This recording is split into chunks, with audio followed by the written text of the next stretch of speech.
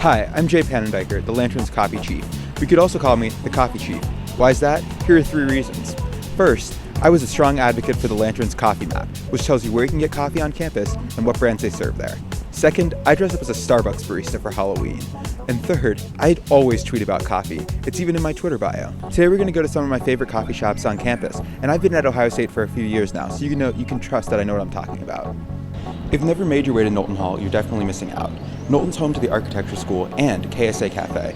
It's a great place to get something to eat when you're between classes. I personally love the hot sandwiches here. My favorite's the sausage breakfast sandwich that comes on a bagel. I've also heard great things about the nutty waffles. And since OSU switched coffee vendors, it's a Hubbard and Craven's location. I also love these high top tables that they have by the windows. They're a great place to study when you have a lot to do. And if you're brave, you can venture upstairs to the Knowlton Architecture Library or the rooftop garden. Now we're at Connecting Grounds. It's one of the newer coffee shops on campus, and it's located on North Campus near Scott House. Personally, I love some of the higher end coffees that they have here, like the pour overs and the Nitro Brew. Connecting Grounds is like that coffee shop where you can pay $7 for a cup of coffee, but it's cheaper on campus and has big comfy chairs perfect for studying.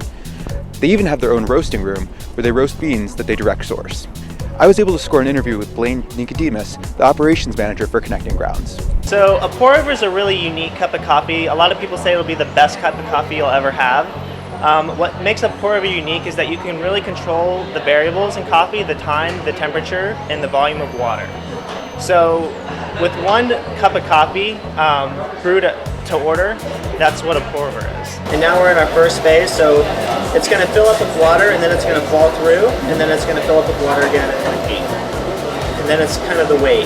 So it takes about 3.5 minutes to brew 1 cup of coffee.